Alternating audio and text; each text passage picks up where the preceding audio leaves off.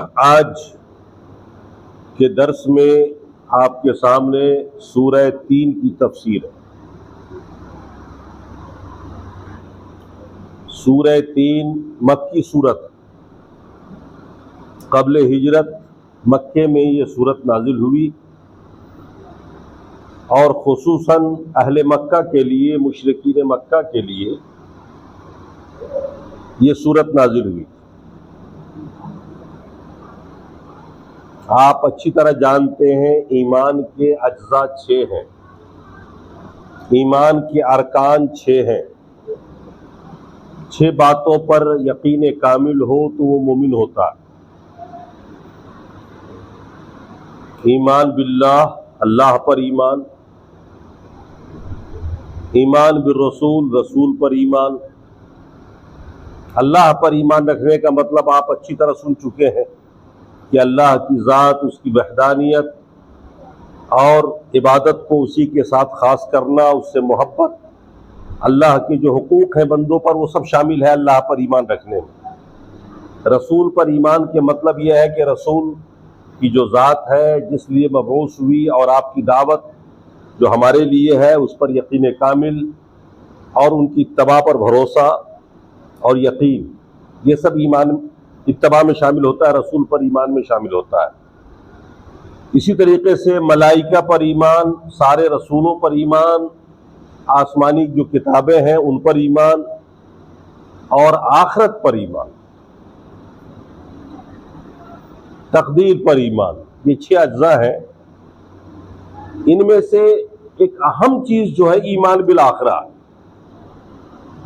क़यामत पर ईमान रखना कि हम जो कुछ करते हैं अल्लाह तबारक व तआला इनका हिसाब और मुहासबा करेगा हमसे, और हमारी नेकियों के बदले हमें अजर अज़ीम अता फरमाएगा, जन्नत देगा उसके बदले, और जो नाफरमान है उनकी नाफरमानियों की सजा मिलेगी, उन्हें जहन्नम मिलेगी। मुशरिकीन मक्का जिन बातों के मुनकिर थे उनमें एक ये था कि वो आखिरत पर ईमान नहीं लाना चाह रहे थे, वो शिद्दत से मुनकिर थे इस बात के। मुशरिकीन मक्का शिद्दत से इस बात के मुनकिर थे कि क़यामत आएगी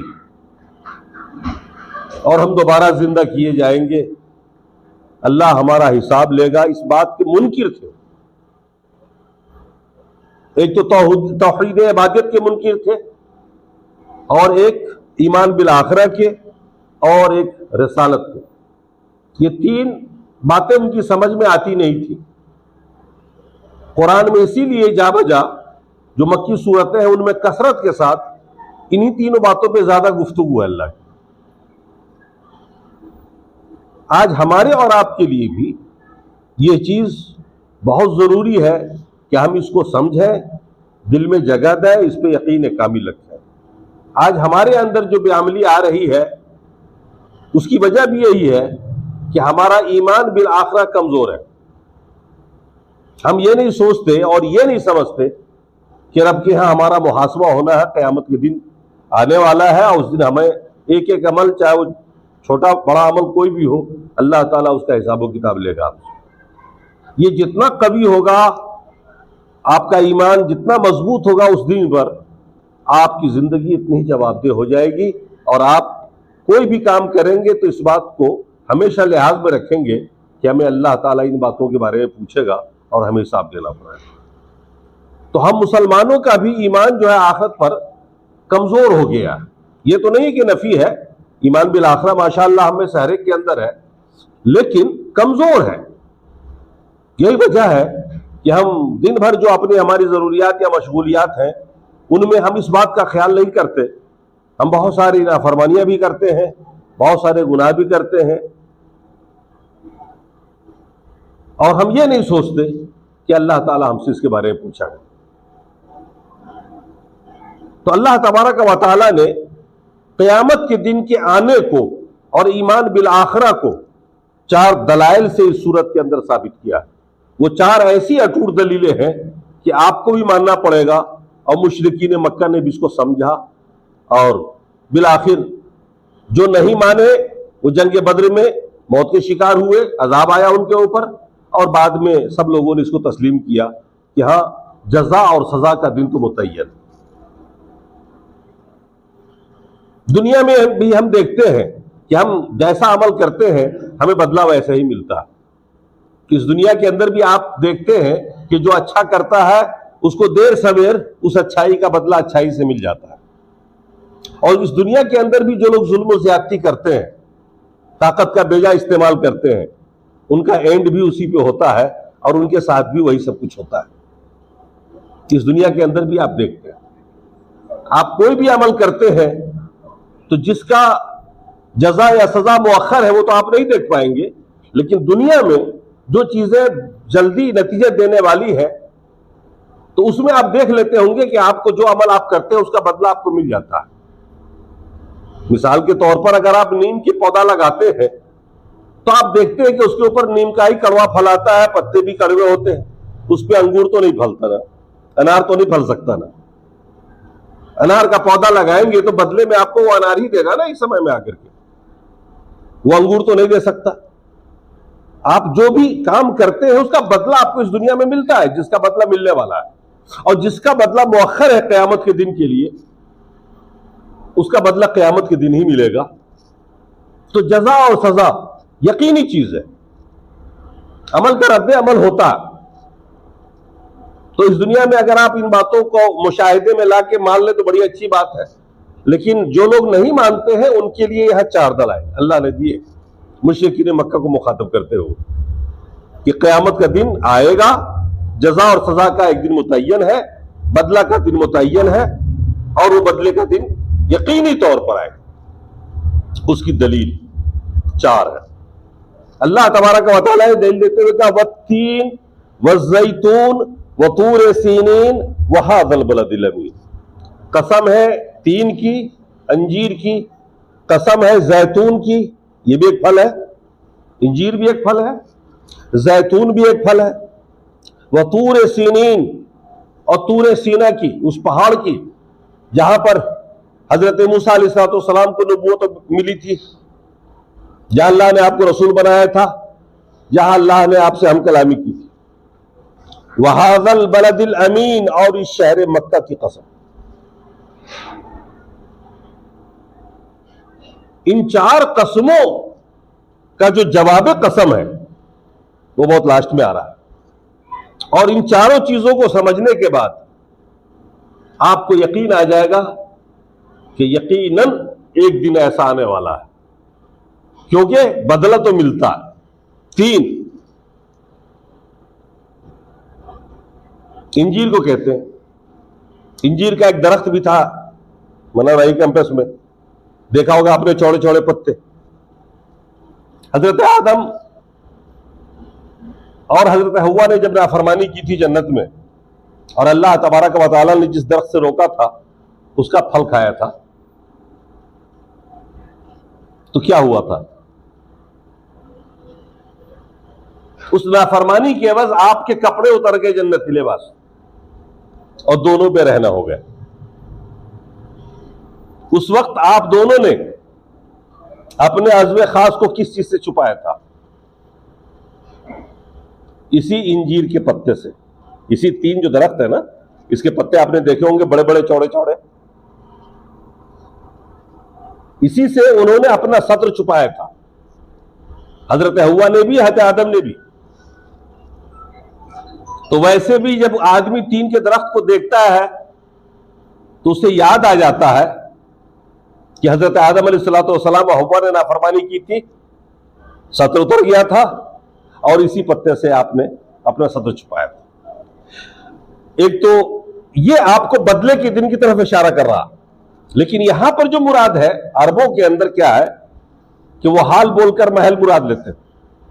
3 बोलकर यहां पर खुसूसन इंजीर मुराद नहीं है, बल्कि वो महल और वो मकाम और वो जगह और वो एरिया मुराद है जिस जगह में आज भी और उस वक्त भी इंजीर के दरख्त बकसरत होते थे, और जहां इंजीर का दरख्त आला किस्म का फलता है। तो ये मकाम कौन सा है?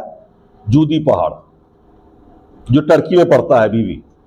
अभी भी टर्की में ये एरिया है, और यहां कसरत से इंजीर फलते हैं और आला किस्म की इंजीर यहीं के होते हैं दुनिया में। इस जगह से मुताल्लिक जो एक वाक़या मुंसलिक है, उस वाक़े की तरफ चलिए आप। हजरत नूह अलैहिस्सलाम उसी इलाके में हुए थे और हजरत नूह अलैहिस्सलाम ने अपने कौम की तबलीग की थी। उनकी कौम में भी शिर्क फैला था और पहली बार शिर्क उसी कौम में आया था, उससे पहले कभी शिर्क आया नहीं था।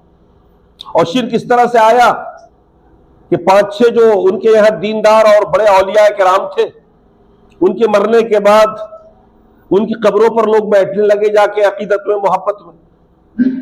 और फिर शैतान आया, उसने बहकाया और लोगों को कहा कि इनकी तस्वीर बना के अपने घर में रख लो, यहां कब्रिस्तान में कब तक बैठे रहोगे। और उसी शैतान ने तस्वीरें बनवा दी, बुत बना दी है उन बुजुर्गों के, सेम शक्ल सूरत तैयार कर दी, पुतला तैयार कर दिया और सबके दरवाजे पे या घर में या आंगन में लगा दिया। अब लोग यहां बैठने के बजाय अकीदत में वहीं बैठने लगे। छोटे छोटे बच्चे जो साथ बैठा करते थे बड़ों के, जब ये बड़े दुनिया से चले गए तो अब ये बड़े होने के बाद भी इनकी इत्तबा में बैठने लगे। फिर शैतान एक बार आया और उसने बहकाया इन बच्चों को जो जवान हो चुके थे, अब जो अभी तो समझ तो नहीं रहे थे कि अकीदत में बैठ रहे हैं, उन्होंने बहकाया और उन्होंने कहा कि बैठे बैठे क्या कर रहे हो तुम लोग, अरे इनसे मन्नतों समाजत करो, इनसे दुआएं मांगो, इनके सामने में सर्वसुजूद हो जाओ, ये अल्लाह के नेक औलिया किराम है, ये अल्लाह के करीबी है। और फिर वो सारा अकीदा बो गया जो आज शिर्क का अकीदा है। दुनिया भर में मुसलमानों के बीच में देख रहे होंगे आप, ये अकीदा उसी शैतान का बोया हुआ है और उसी कौम से चला है। उस वक्त हजरत नूह अलैहिस्सलाम मबूस हुए, आपको अल्लाह ने नबी बनाया इसे खत्म कराने के लिए, शिर्क को। और आपने 950 साल तक दावत का काम किया, तबलीग किया उस कौम में। आपकी कुल उम्र 1000 साल की हुई थी और 950 साल तक लोगों को समझाया और लोग नहीं माने और शिर्क करते रहे। उसके बदले में हजरत नूह के साथ ही उन लोगों ने जुल्म ज़्यादती शुरू की। और फिर सूरह नूह पढ़िए, अल्लाह तबारक व तआला को हजरत नूह किस किस तरह से दुआएं करके मुखातब करते हैं और कहते हैं वो, और लास्ट में बद्दुआ करते हैं कि अल्लाह मैंने 950 साल तक समझा लिया, इन लोगों को लंबी मुद्दत तक समझा लिया, अब ये समझने वाली कौम नहीं है, अल्लाह तो इन पर अज़ाब नाज़िल कर। फिर अल्लाह तबारक व तआला ने अपने नबी हजरत नूह को हुक्म दिया कि तुम एक कश्ती तैयार करो। एक लंबी चौड़ी कश्ती तैयार की अल्लाह के हुक्म से। और फिर आपको हुक्म हुआ कि जो मुसलमान है, जो तौहीद पर यकीन रखते हैं, जो मानने वाले हैं, मर्द औरत और हर चीज का एक एक जोड़ा, तुम इस कश्ती में सवार कर लो, मैं अज़ाब नाजिल कर रहा हूं। ये कश्ती बनाते रहे, 6 महीना कश्ती बनाने में लग गया। लोग मजाक उड़ाते रहे इनका, ये बताते रहे लोगों को अल्लाह का अजाब आने वाला है, अब भी ईमान ले आओ, इस कश्ती में सवार होकर बच जाओगे।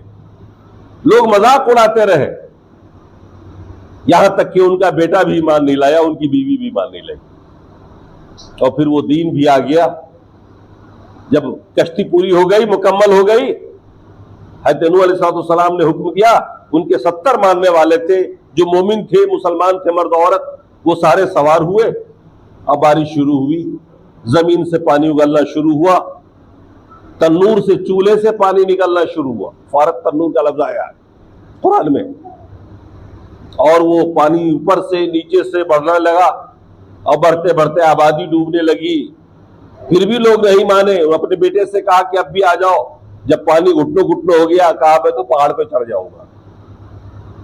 और पानी बढ़ता रहा बड़ी तेजी में, यहां तक कि उनका बेटा खुद उनके सामने डूब के मरा। और इस तरीके से पूरी दुनिया साफ हो गई। जितने मुशरिकीन थे उस जमाने में, जितनी आबादी थी, अल्लाह के मानने वाले सिर्फ बच रहे और बाकी पूरी आबादी साफ हो गई। वो कश्ती उन 70 मुसलमानों को लेकर और हर जोड़े को लेकर के 6 महीने तक पानी पे घूमती रही। और फिर जब वो अजाब खत्म हुआ, वो कश्ती आकर के उसी जूदी पहाड़ पे रुकी जहां इंजीर में कसरत होता है। अल्लाह तबारक व तआला ने उसी जगह की कसम खाई। वत्तीन, कसम है इंजीर की, मुराद इंजीर से वो महल और वो जगह है, क्योंकि उसको देख करके उसको सुन करके, उसकी तारीख जान करके आपको वो सब कुछ याद आएगा कि पीछे कौम गुजरी है जो नाफरमान थी, जिसने अल्लाह उसके रसूल की नाफरमानी की, बात नहीं मानी, शिर्क को नहीं छोड़ा, राह तौहीद पर नहीं आए, और नबी ने आखिर बद्दुआ की, और अल्लाह तबारक व तआला ने उस पूरी कौम को डुबो दिया। तो बदला मिला कि नहीं मिला? बदला मिला कि नहीं मिला? बिल्कुल इसी तरीके से आपको यकीन करना चाहिए कि हम छोटे बड़े जो भी अमाल इस दुनिया में करते हैं, अल्लाह ताला जब उन्हें बदला दे सकता है तो हमें क्यों नहीं बदला मिलेगा? आप अच्छा करेंगे बदला अच्छा मिलेगा, नाफरमानी करेंगे बदला भी उसी तरह का मिलेगा जो अल्लाह ने बता दिया, रसूल ने बता दिया। मुशरिकीन मक्का चूंकि उस वाक़े को जानते थे तारीखी तौर पर, आज हम लोग बहुत दूर आ गए हैं, तारीख से दिलचस्पी नहीं रही, हम और आप पढ़ते ही नहीं है। मुशरिकीन मक्का को खानदानी तौर पर एक दूसरे से मालूम होता चला आ रहा था, वो जानते थे कि ऐसा हुआ है, इसीलिए उनके सामने दलील रखी अल्लाह ने, वक्तीन, कसम है जैतून की। जवाब तो लास्ट में आ रहा है, ये तो अभी कसम चल रहा है, जवाब कसम लास्ट में आ रहा है, जहां आप देखेंगे अल्लाह ताला क्या कहता है। आइए अब दूसरे मकाम पर, दूसरी दलील पर अल्लाह ने फरमाया वज़ैतून, कसम है जैतून की। जैतून एक दरख्त होता है, उसका एक फल होता है जैतून, जिसका तेल यहां भी पाया जाता है, और अब यहां भी खेती होने वाली है जैतून की। दुनिया का वाहिद तेल है जिसमें कोई कोलेस्ट्रॉल नहीं होता, जिसे खाने का शौक दिलाया जाता है, लेकिन चूंकि महंगा इतना है हर आदमी खा नहीं सकता। ये जैतून सबसे उम्दा किस्म का कहां होता है, इसकी जगह तलाश करिए तो आपको वही एरिया नजर आएगा। तारीख में मुसल्लम है कि बैतुल मुक़द्दस और उसके इलाके में, जो फलस्तीन का इलाका है, और उसके आगे बढ़िए तो जो इसराइल का इलाका है और सीरिया का इलाका है, उस इलाके का जैतून, ये जैतून पूरी दुनिया में मुसल्लम है कि सबसे आला किस्म का होता है। ये वो जगह है जहां अंबिया बकसरत पैदा हुए, और जहां बकसरत अंबिया का मदफन भी है, कब्रें भी वहां है। उसी जगह हजरत ईसा अलैहिस्सलाम भी पैदा हुए, उसी यरूशलेम में, और उसी जगह आपने जिंदगी गुजारी और आपकी दावत का काम भी वही हुआ। जब हजरत ईसा अलैहिस्सलाम को यह पता चला कि हमारी कौम से इमामत छीननी जा रही है, अल्लाह ताला ने इरादा कर लिया है कि इमामत इस कौम से छीनकर एक दूसरी कौम को देंगे। यह फैसला होने जा रहा था। दुनिया की इमामत और क़यादत, जो दीनी क़यादत है, वो उस कौम से छीनी जा रही। एक वक्त तक, एक लंबे मुद्दत तक अल्लाह ताला ने इसराइलियों को, यहूदियों को दीन का इमाम बनाया था, और वो अपने वक्त के सबसे अफजल कौम कहलाती थी। अल्लाह ने कुरान में फरमाया, एहसान जताते हुए, वइन्नी फज़्लतुकुम अला आलमीन, ऐ यहूदियों, सारी दुनिया के लोगों पर मैंने तुम्हें फजीलत दी। लेकिन उनकी बदअमलियों की वजह से, उनकी नाफरमानियों की वजह से, उनकी मक्कारियों की वजह से, जो आज भी यहूदियों की ज़रबुल मसल है पूरी दुनिया में, और अल्लाह के रसूल के ज़माने में क्या क्या उन्होंने किया, कितनी बदअहदी की, वो भी आपने बार बार सुना होगा। उनकी इन्हीं बदअमलियों की वजह से ये इमामत छीनी जा रही थी। यह ईसा को मालूम हो गया, वो नबी थे, उनको तो मालूम होना ही था, पब्लिक को भले मालूम ना हो। और वो इसीलिए दुआ करने के लिए घर में आए थे, वो अल्लाह से दुआ कर रहे थे कि अल्लाह हमारी इस कौम से इमामत न छीन। देखिए, हज़रत ईसा दुआ कर रहे हैं कौम के लिए, और उसी वक्त कौम के लोग आपको कत्ल करने के लिए और आपको फांसी देने के लिए उस घर की तरफ आ रहे थे। चुनांचे 12 लोग आए, और उनमें से एक पहले अंदर गया, जिसे अल्लाह ताला ने हजरत ईसा की शक्ल का बना दिया, और हजरत ईसा साहब को उठा लिया जिंदा। बाकी जो 11 लोग बाहर खड़े इंतजार कर रहे थे, देर हुई, वो अंदर घुसे, और घुस के उस आदमी को फांसी दे दी। अपनी समझ के मुताबिक उन्होंने हजरत ईसा को सूली पर चढ़ा दिया, जबकि हजरत ईसा जिंदा उठा लिए गए। ये वो जगह है जिसकी कसम खाई जा रही है। मकसूद बताना यह है कि देखो यहां जिसने जो अच्छा किया उसको अच्छा बदला मिला और जिसने बुरा किया उसका बुरा बदला मिला। लिहाजा वो दिन तो तय है जिस दिन सबको उसके अमाल का बदला मिलेगा। तो अल्लाह तबारक व तआला ने इस अकीदे को रासिख करने के लिए जो चार बातें बताई है, जो चार दलाइल दिए, उनमें से दूसरा था ये कि अल्लाह तबारक व तआला ने जैतून की कसम खाई। अब तीसरी चीज की तरफ आइए।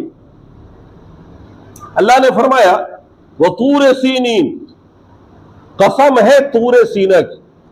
सैना एक पहाड़ का नाम है, बुलंदबाला चोटी। यह मदियन और मिस्र के बीच में वो जगह आज भी मौजूद है और अपनी पुरानी हालत में मौजूद है। कोई चेंजिंग के बगैर पुरानी हालत में लोग जाते हैं और रोजाना हजारों लोग जाते हैं वहां देखने के लिए।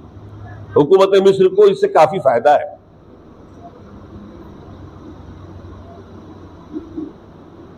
कठिन रास्ता है लेकिन रास्ता है, जा सकते हैं। रास्ते में खेमे लगे हुए, आपको हर जगह पर आराम और सहूलत पहुंचाने के लिए लोगों ने बना रखा है। वहां ये वो जगह है जहां हजरत मूसा अलैहिस्सलाम को नबूवत मिली जब आप गुजर रहे थे उस इलाके से अपनी बीवी के साथ। तो मैंने ये वाकया भी आपको इससे पहले सुनाया था किस तरह उनको नबूवत मिली और फिर वहीं से आपको हुक्म हुआ इज़हब इला फिरऔन इन्नहु तग़ा, जाओ फिरौन के पास दावत तबलीग करो, वो सरकश हो गया। हज़रत मूसा अलैहिस्सलाम वहीं से आए, अपने भाई हारून को नबी बनवाया वहीं पर, और फिर यहां आकर दोनों ने मिलकर दावत तबलीग शुरू की। किब्तियों के अंदर, यहूदी कौम के अंदर, इसके इसराइलियों में जो किब्ती कौम थी, इनकी कौम अलग थी, इसराइली यहूदी 70,000 की लगभग इनकी आबादी थी, अल्लाह इससे बढ़कर थी। और फिरौन ने नहीं माना, जादूगरों की फौज इकट्ठा कर दी उसने आपके मुकाबले में। जादूगर आए, मुकाबला हुआ और आखिरकार जादूगर भी सब हार गए और ईमान ले आए हज़रत मूसा पर। उन जादूगरों को भी बेदर्दी के साथ फिरौन ने मारा और वो शरकशी पे तुला रहा। फिर एक दिन वो आया जब अल्लाह ताला ने हज़रत मूसा को हुक्म दिया कि अपनी कौम के साथ हिजरत कर जाओ। रातों रात तमाम बनु इसराइलियों को लेके ये जब चले, फिरौन को खबर लग गई, वो पूरी फौज के साथ पीछा किया और एक मकाम आया जहां पर दरियाए नील है, आगे से रास्ता बंद, पीछे से फिरौन की फौज।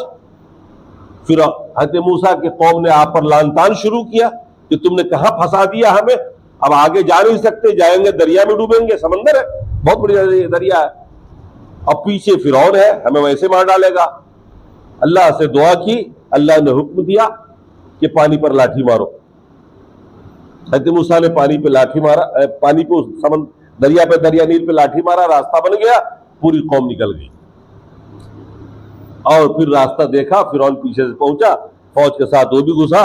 जैसे वो अंदर गया, पूरी की पूरी कौम तबाह बर्बाद कर दी गई, डुबो दी गई। बाद में फिरौन की लाश को ऊपर फेंक दिया समंदर, उस दरिया नील ने। ये वो जगह है जिसके लिए अल्लाह कसम खा रहा है कि देखो एक वफादार कौम, फरमाबरदार कौम, जो अल्लाह पर ईमान रखने वाली कौम थी, जिसने अल्लाह की बात मानी, उसके नबी की इताअत की, उनके पीछे चले, हमने उनको बचा लिया, उनके नेक काम किया बस। और जिसने नहीं माना, हमने उस पर अजाब नाजिल किया और उनमें से हर एक को हमने बर्बाद कर दिया। लिहाजा जजा और सजा का दिन मुतय्यन है। इस दुनिया में भी आप देखते हैं कि अच्छा करते हैं तो बदला भी अच्छा मिलता है, बुरा करते हैं तो बदला भी बुरा मिलता है। इस दुनिया के अंदर भी अगर अच्छे आप नागरिक हैं तो हुकूमत आपको इनाम से नवाजती है, लेकिन अगर आप यहां कानून को तोड़ते हैं तो हुकूमत आपको सजा देती है, जेल में डालती है, आपके साथ बहुत कुछ करती है। फिर वो अल्लाह जो हकमुल हाकिमीन है, जब दुनिया के हाकिम अपने अच्छे नागरिकों को इनाम से नवाज सकता है और बुरे लोगों को जो कानून को तोड़ता है उनको सजा दे सकता है, तो वो तो हकमुल हाकिमीन है, वो फिर क्यों नहीं सजा देगा आपको?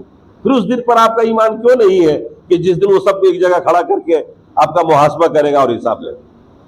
ये अहले मक्का को समझाया जा रहा है खुसूसन, लेकिन हमारे और आपके लिए अमूमन है ये कि हम भी अकीदा आखिरत को मजबूत करें और जाने कि अल्लाह की किताब में है ये और अल्लाह के प्लान में है ये।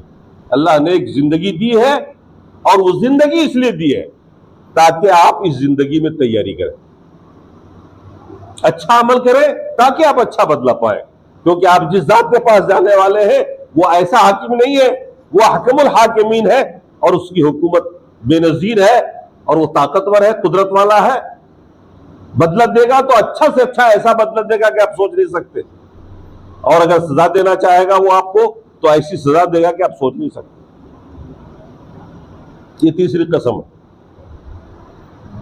अब चौथी कसम देखिए, अल्लाह ने फरमाया वहादल बलदिल अमीन, और कसम है इस शहर मक्का की।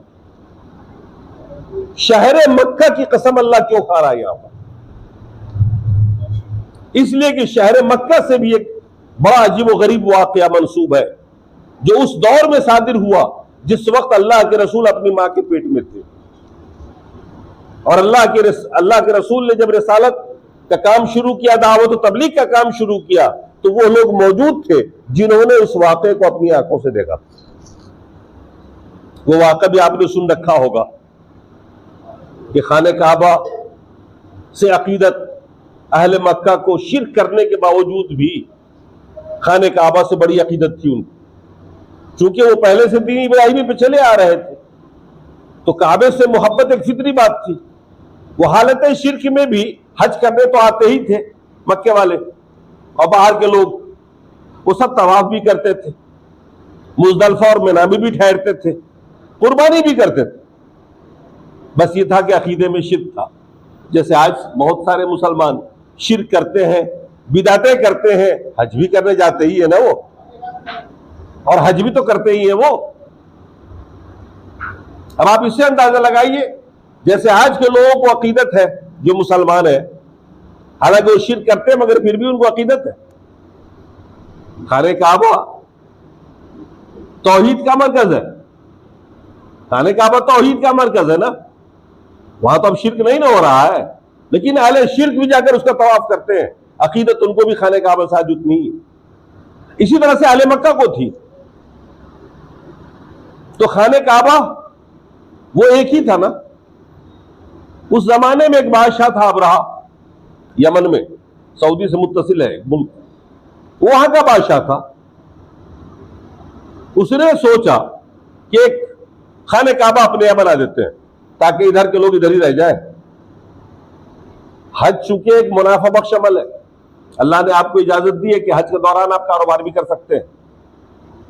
हज के दौरान आप कारोबार भी कर सकते हैं, कुछ बेच सकते हैं, कुछ खरीद सकते हैं आप, इसमें फायदा भी है आपका।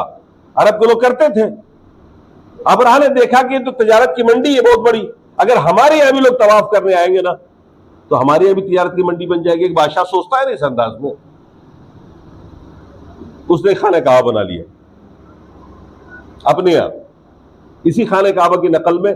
इस खाने काबा को वीरान करने के लिए, कमजोर करने के लिए खाना काबा तैयार किया। अब अरब का आदमी तो इतना गयूर होता था कि वो उसने इस बात को बर्दाश्त नहीं किया। एक अरबी ने, एक अरब के रहने वाले ने जो शिरकी करने वाला था, उसने रद्द अमल के तौर पर उसकी बेइज्जती की। जो उसने मसनूई खाने काबा बना रखा था ना यमन में, जो उसने एक मसनूई खाना काबा बना रखा था इसकी नकल में, उसकी बेइज्जती की। और बेइज्जती इस तरह की कि उसने जाकर उसमें पायखाना कर दिया। इस बात से अबरहा को बड़ा जलाल आया और उसने जलाल में यह फैसला कर लिया कि उस खाने काबा को हम मुनहदिम करके छोड़ेंगे। और उस वक्त की ताकतवर फौज थी उसके पास, लिहाजा 50,000 की फौज उसने तैयार की। और वो फौज हाथी पे चढ़कर, और हाथी के सामने वो घुटने टिकते अरब के, ऐसी फौज लेकर के वो आया खाने काबा को ढाने के लिए। मिना से करीब एक जगह है, उसे कहते हैं वादी मुहस्सर, बिल्कुल मिना और रमी के दरमियान एक जगह है, मुजदलफा से करीब। वहां आके उसने डेरा डाला अब जाहिर सी बात है इतनी बड़ी फौज का मुकाबला मक्का वाले तो कर नहीं सकते थे, छोटी आबादी थी। अहले मक्का को मालूम हुआ कि खाना काबा को बचाना कैसे बचा सकते हैं, अभी ताकत तो है नहीं उस फौज के सामने में, हम ठीक है। अबू तालिब अब्दुल मुत्तलिब उस वक्त सरदार थे कौम के, उन्होंने खाने काबा में आकर के खाने काबा के गिलाफ को पकड़ के रो रो के अल्लाह से दुआ कि अल्लाह तो खूब जानता है आज हमारे पास ताकत नहीं कि हम इस खाने काबा को बचा सके। अल्लाह तू अपने घर की हिफाजत फरमा। अबराहा जब आया था तो उसने जब डेरा डाला वहां पे अपनी फौज के साथ, उसके कुछ फौजी आए और अब्दुल मुत्तलिब के 200 ऊंट जबरदस्ती हाथ के ले गए, कब्जा कर लिया। चरागाह में इनके ऊंट चल रहे थे। अब्दुल मुत्तलिब गए मिलने के लिए अबराहा बादशाह से। अबराहा बादशाह को मालूम हुआ कि मक्के का सरदार आया मिलने के लिए। उसने इज्जत देने के लिए अपना तखत छोड़ दिया, नीचे कालीन पर बैठा उसने, वो आपसी मुलाकात करने के लिए, क्योंकि वही मरूब था ना। अब्दुल मुत्तलिब की शख्सियत थी, लंबे चौड़े गोरे चिट्टे थे वो, देखने में एक ऐसे वजी इंसान थे कि आदमी देखता तो देखता ही रह जाता। मक्के का सरदार। बादशाह नीचे बैठ गया, तर्जुमान आया बीच में तर्जुमा करने के लिए, ट्रांसलेशन। बादशाह ने पूछा, इनसे पूछो ये क्यों आए हैं। तर्जुमान ने पूछा अब्दुल मुत्तलिब से, आप क्यों आए हैं, मकसद क्या है, अपना मकसद बयान करिए। अब्दुल मुत्तलिब ने कहा, मेरे 200 ऊंट आपके फौजियों ने हाँक लिया, मैं ये गुजारिश करने आया हूं मेरे 200 ऊंट वापस किए जाए। अबराहा बादशाह ने कहा, आपकी इतनी इज्जत मैंने की कि हम किसी बादशाह के लिए अपने तखत से नहीं उतरते थे, अपने तखत को छोड़ा और नीचे बैठा आपसे बात करने के लिए कालीन पर आपकी अजमत में, और आप अपने खाने काबा की फिक्र नहीं जिसको हम ढाने के लिए आए, और 200 ऊंट के मुतालबे के लिए आप यहां पहुंच गए। अफसोस है मुझे आपको, बात तो बहुत सही थी ना। अब्दुल मुत्तलिब का जवाब सुनिए, कितना यकीन था अल्लाह पर। शिर्क करने वालों का भी कितना यकीन होता है। उन्होंने कहा कि बादशाह से, मैं अपने 200 ऊंट का मालिक हूं, उस घर का भी कोई मालिक है, वो अपने घर की हिफाजत कर लेगा, मुझे तो अपना ही 200 ऊंट चाहिए। ये जुमला है तारीख में। उस घर का भी कोई मालिक है, कितना यकीन था। बादशाह ने हुक्म दे दिया, इनके 200 ऊंट वापस कर दिए जाए। और वो खाने काबा के गिलाफ पकड़ के रोए, अल्लाह से दुआ की और सारे लोगों को मक्का खाली करने का हुक्म दिया। सारे लोग मक्का खाली करके मक्के से दूर पहाड़ पे चले गए। उनको यकीन था अज़ाब इलाही आएगा। ये खाने खुदा है, ये अल्लाह का घर है, यह बैतुल्लाह है, बाज़मत और मुकद्दस मकाम है। फिर देखिए अबराहा ने हमला किया उस खाने काबा के ऊपर, और आप सूरह फील पढ़ते हैं, सुनते हैं, बार बार आपने तफसीर सुनी होगी। अल्लाह तबारक व तआला ने बतौर अजाब, बतौर फौज, सबसे बड़ी फौज के मुकाबले में अल्लाह ने सबसे छोटी चिड़िया को भेज दिया। अलम तर कैफ फ़अल रब्बुका बिअस्हाबिल फील, ऐ लोगों क्या तूने देखा नहीं कि तेरे रब ने हाथी वालों के साथ क्या किया। देखने वाले वहां मौजूद थे, उस जमाने के लोग मौजूद थे जिस जमाने में वो हमला हुआ था और मक्का पे सब कुछ हुआ था। और अल्लाह के रसूल ने 40 साल के बाद पैदा हुए उसी साल, और उसके बाद 40 साल के बाद नबूवत मिली, और आपने दावत और तबलीग का काम शुरू किया। आपने अकीदा आखिरत बताई मक्के वालों को कि लोगों अल्लाह से डरो, क़यामत का दिन आएगा, तुम्हारे अमाल का हिसाब किताब होगा। लोगों ने शिद्दत से इनकार किया। अल्लाह तबारक व तआला ने कसम खा के बताया, शहर मक्का की कसम, क्या तुमने वो वाक़या नहीं देखा? तुमने वो वाक़या नहीं देखा जब अबराह ने सरकशी की थी, इस मक्के पे हमला किया था, और फिर उस रब ने कैसा बदला दिया उसे। लिहाजा शहर मक्का की कसम खाई कि आपके अच्छे बुरे कर्मों की जजा तो मिलके रहेगी, और वो दिन मुतय्यन है जिसे हम यौम आखिरत कहते हैं। अल्लाह ने फरमाया अलम तरा कैफ़ फ़अल रब्बुका बिअस्हाबिल फ़ील, क्या तुमने देखा नहीं कि तेरे रब ने हाथी वालों के साथ क्या किया। अलम यजल कैदहुम फ़ी तज़लील, क्या उनकी चालों को खुद उनके खिलाफ इस्तेमाल नहीं कर लिया। वो हाथी का फौज लेके आए थे कुचलने के लिए अहले मक्का को, जो लड़ने के आगे कुचल देंगे हाथी से। और जब अबाबिल चिड़ियों को भेजा और अबाबिल चिड़ियों ने पत्थरबाजी की ऊपर से, और हर पत्थर इतना तेज नोकीला था, ऐसा लगता था कि जिस अंग पे लगता था वो अंग झड़ के गिर जाता था। नतीजे में भगदड़ मची, हाथी वापस भागा और उस हाथी से ही उसकी पूरी फौज कुचल दी। वो हाथी भी सब मारे गए। खुद अबराहा का हाल यह हुआ कि भागते भागते जब यमन की राजधानी सना में ये पहुंचा, उस वक्त चूजे के इतना बड़ा रह गया था, इसके आजा कट कट के जो गिरने लगे तो ये चूजे के इतना बड़ा रह गया। अल्लाह ताला ने उसी अजाब का जिक्र किया सूरह फील के अंदर, अलम तरा कैफ़ फ़अल रब्बुका बिअस्हाबिल फ़ील, अहले मक्का क्या तुमने देखा नहीं कि तेरे रब ने हाथी वालों के साथ क्या किया। अलम यजल कैदहुम फ़ी तज़लील, क्या उनकी चालों को खुद उनके खिलाफ नहीं इस्तेमाल किया। वअरसल अलैहिम तैरन अबाबील, अल्लाह ने अबाबील चिड़ियों को भेज दिया उनके ऊपर। तरमीहिम बिहिजारतिन मिन सिज्जील, जो अपनी चोट से पत्थर बरसा रहा। फजअलहुम कअस्फिन माकुल, फिर उनको खाए हुए भूसे की तरह कर दिया। खाए हुआ भूसा, ये आप लोग नहीं समझिएगा, शहरी लोग हैं, ये हम देहातियों से पूछिए कि जब हम लोग गाय को, भैंसी को, बैल को एक नादी में बांधते हैं, भूसा का सानी पानी करके डाल देते हैं, तो वो कुछ खा के इधर फेंक देती है, कुछ खा के उधर फेंक देती है, कुछ खा के उधर फेंक देती है। पूरे थैर को जो है भूसा भूसा करके कुछ खाती भी है, कुछ फेंकती भी है। जो लोग गांव में रहे हुए वो तो जानते होंगे ना इसको। भूसे की तरह कर दिया। कुछ लाशें इधर पड़ी है, कुछ लाशें उधर पड़ी है, किसी की टांग उधर है और किसी का हाथ उधर है, खाए हुआ भूसा बना दिया। अब ये 4 कस्में हैं और चारों जगह पर अल्लाह ने बदला लिया है और हर जगह अमल का रद्द अमल आया, हर एक्शन का रिएक्शन आया। फिर भला दुनिया में आप जो कुछ एक्शन करते हैं उसका रिएक्शन क्यों नहीं होगा। लिहाजा आपको यकीन आ जाना चाहिए कि बदले का दिन मुतय्यन है और उसी को क़यामत कहते हैं, उसी पर हमारा ईमान है, उसी पर हमारा यकीन है। लिहाजा सोच समझ कर जिंदगी गुजारिए। आप बाशऊर मखलूक है, आप हैवान नहीं है। अल्लाह ताला आपको माफ नहीं करेगा। गाय बैल भैंसी को माफ कर देगा वो, क्योंकि वो जानवर है, वो बाशऊर मखलूक नहीं है। जो बाशऊर मखलूक है अल्लाह उसे माफ नहीं करेगा। जबकि इसके अलावा देखिए अल्लाह के एहसानात। अब आइए सूरत को हम लोग सुनते हैं।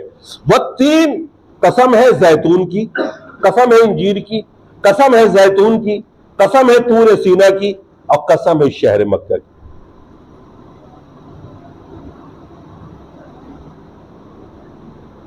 इन चारों कसमों को बयान करने के बाद जवाब कसम नीचे अल्लाह फरमाता है, फमा युकज़्ज़िबुका बअदु बिद्दीन, भला इन चारों वाकयात के होते हुए जो आपने तारीख से जाना या देखा या सुना,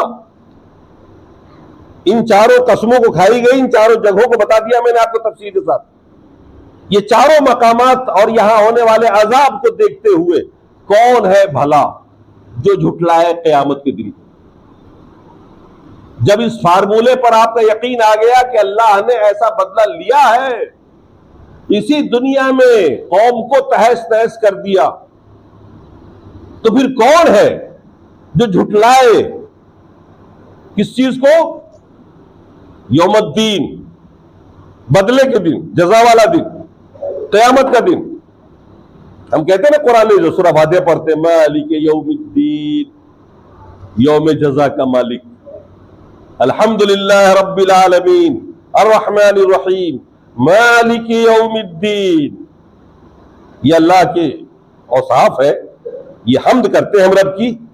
अल्लाह सारी तारीफ तेरे लिए है, तू ही रहमान है, तू ही रहीम है, तू ही रोजे जजा का मालिक है। रोजे जजा में दूसरा कोई मालिक नहीं होगा।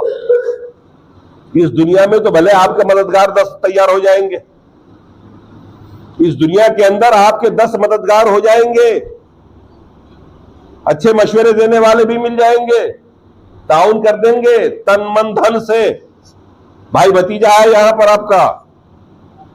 लेकिन जब कल मैदान महशर होगा तो अल्लाह ने कुरान में फरमाया एक दूसरे मकाम पर, यौम ला तमलिकु नफ्सुन लिनफ्सिन शैया। आप आगे देखिए, इज़्ज़त समाउन फतरत वज़ल कवाकिब मुंतसरत में, वमा अदराका मा यौमुद्दीन, अल्लाह ने फरमाया तुम क्या जानो कि क़यामत का दिन कैसा होगा। सुम्मा मा अदराका मा यौमुद्दीन, तुम क्या जानो कि क़यामत का दिन कैसा होगा। तसव्वुर नहीं कर सकते इस दुनिया में। हालत तो ये होगी, अल्लाह ने फरमाया यौम ला तमलिकु नफ्सुन लिनफ्सिन शैया, जिस दिन कोई नफ्स किसी नफ्स की मदद की ताकत नहीं रखेगा। हम सोचे बैठे हैं कि फला का दामन पकड़ लेंगे, फला हमें बचा लेगा, नहीं, यौम ला तमलिकु नफ्सुन लिनफ्सिन शैया वल अम्रु यौमइज़िन लिल्लाह। उस दिन तो सारी की सारी हुकूमत सिर्फ रब की होगी, मजाल नहीं है। उस दिन तो कोई टस से मस हो जाएगा और किसी की हिम्मत नहीं होगी जो आपके लिए खड़ा हो जाएगा वहां पर सिफारिश करने। और इसी तरीके से देखिए, एक सूरत है जिस सूरत के अंदर क़यामत के एक मंजर को अल्लाह ने पेश किया है। हम लोग तो इन्हीं छोटे छोटे मनाजिर से पहचानते हैं कि उस दिन क्या क्या मंजर पेश आना है हम लोगों के साथ में और क्या क्या होगा हम लोगों के साथ। ये सूरह अबस के अंदर अल्लाह तबारक व तआला ने फरमाया, फ़इज़ा जाअतिस साख़्ख़ा यौम यफ़िर्रुल मर'उ मिन अख़ीहि व उम्मिही व अबीहि व साहिबतिही व बनीहि लिकुल्लि इम्रिइन मिनहुम यौमइज़िन शानुन युग़नी वजूहुन यौमइज़िन मुस्फ़रा ज़ाहिकतुन मुस्तबशिरा व वजूहुन यौमइज़िन अलैहा ग़बरा तरहक़ुहा क़तरा उलाइका हुमुल कफ़रतुल फ़जरा। क़यामत का एक मंजर अल्लाह ने यहां भी बयान किया है।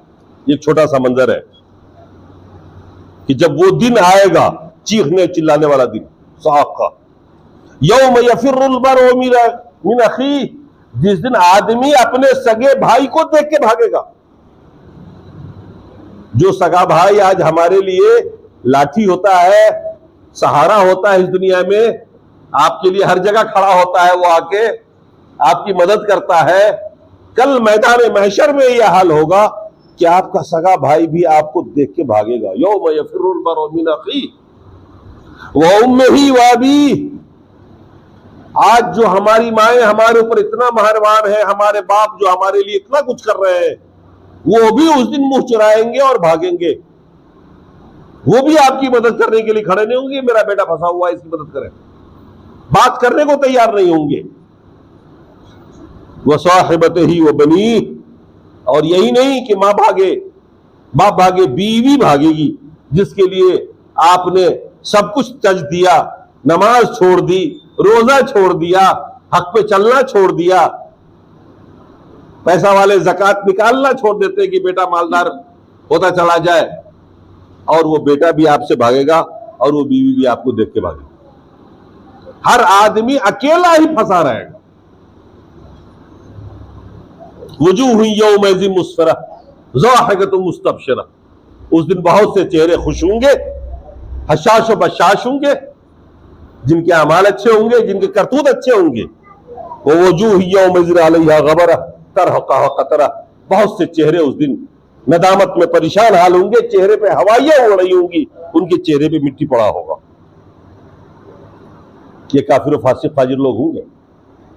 तो अल्लाह तबारक व तआला ने हमें बताया इन 4 कसमों को खा करके कि देखो वो दिन आने वाला है, उस दिन की तैयारी करो, और वो दिन बहक है, लिहाजा तुम्हारा ईमान मजबूत होना चाहिए। फमा युकज़्ज़िबुका बअदु बिद्दीन, भला कौन है जो यौम जज़ा को झुटलाए। अलैहिस्सलाहु बिअहकमिल हाकिमीन, क्या अल्लाह हकमुल हाकिमीन नहीं है। ये दुनिया के हाकिम लोग जब इनाम देते हैं अच्छे लोगों को और बुरे लोगों को यहां बदला देते हैं, चोर को सजा मिलती है, तो फिर वो रब जो हकमुल हाकिमीन है, सारे हाकिमों से बड़ा हाकिम है, वो भला तुम्हें कैसे छोड़ देगा। वो तुम्हारे अच्छे कारनामों का, अच्छे कर्मों का जजा भी अच्छा देगा और तुम्हारे बुरे कर्मों का बदला भी तुम्हें बुरा देगा। बीच में जो आयतें हैं उसके अंदर अल्लाह ने फरमाया, जरा सोचो, लक़द खलक़ल इंसान फी अहसन तक़वीम, हमने इंसान को बेहतरीन सूरत पर पैदा किया, हम में से हर एक की शक्ल कितनी जाज़िबी नजर है, कितना खूबसूरत अल्लाह ने हमको बनाया है, कितनी अकल दी है। फिर अल्लाह ने फरमाया इस दुनिया में देखो, सुम्मा रददनाहु अस्फला साफिलीन, फिर हमें तुम्हें फेर देंगे बुढ़ापे की हालत में, तुम्हारा चेहरा भी नहीं रहेगा, तो आईना देखते हुए शर्म आने लगेगी तुमको। आज ताकतवर हो, कल चलने की भी ताकत न रखोगे, सहारा पड़ जाएगा तुम्हें, तुम्हारे पैर हाथ काम नहीं करेंगे। हम इसी दुनिया में तुमको उस हालत में फेर देते हैं। तुमको लगता नहीं है कि हम जो चाहते कर सकते? इल्लल्लज़ीना आमनू व अमिलुस्सालिहात, हाँ वो लोग जो ईमान रखते हैं अल्लाह उसके रसूल पर, जो ईमान रखते हैं यौम आखिरत पर, जो ईमान रखते हैं आसमान के फरिश्तों पर, जो ईमान रखते हैं नबियों पर, रसूलों पर, जो कुरानी आसमानी किताबों पर ईमान रखते हैं। अल्लाह ने फरमाया और अमल साले भी साथ में करते हैं, सिर्फ ईमान नहीं, वो आमिलुस्सालिहात, सालेह अमल भी करते हैं, फलहुम अज्र गैर ममनून, उनके लिए गैर ममनून अज्र है। अल्लाह तबारक व तआला उनको बेहतरीन अज्र से नवाजेगा। अच्छा, तो अल्लाह ने आपको अकल दी, अच्छा जिस्म दिया, अच्छा चेहरा दिया, अच्छी सोच दी, अच्छा मुआशरा दिया, इसके बावजूद भी अगर यौम आखिरत पर आपका यकीन मजबूत नहीं होगा और ये कि आप अमाल के प्रति जवाबदेह नहीं होंगे, तो फिर देखिए अल्लाह ताला हमारा भी अंजाम अच्छा नहीं करेगा। लिहाजा आज की इन तमाम सूरतों से ईमान बिल आखिरा पर रोशनी डाली गई थी, जो अहले मक्का खास मुखातब थे, लेकिन ये खिताब हमारे और आपसे भी है, और हम और आप इसको समझें, और अल्लाह को अहकमुल हाकिमीन तो हम सब मानते हैं। लिहाजा हमें इस बात पे यकीन होना चाहिए कि हमारे हर छोटे बड़े अमल का बदला वहां मिलेगा। अच्छा करेंगे तो अच्छा पाएंगे, अल्लाह उसके रसूल की तबा करेंगे तो यकीनन आप अच्छा पाएंगे बदला, अगर नाफरमानी करेंगे तो यकीन उसका बदला बुरा मिलेगा। अल्लाह ताला हमें और आपको हक सुनने, हक पर अमल करने की तौफीक अता फरमाए, और सुनने से ज्यादा अमल की तौफीक अता फरमाए।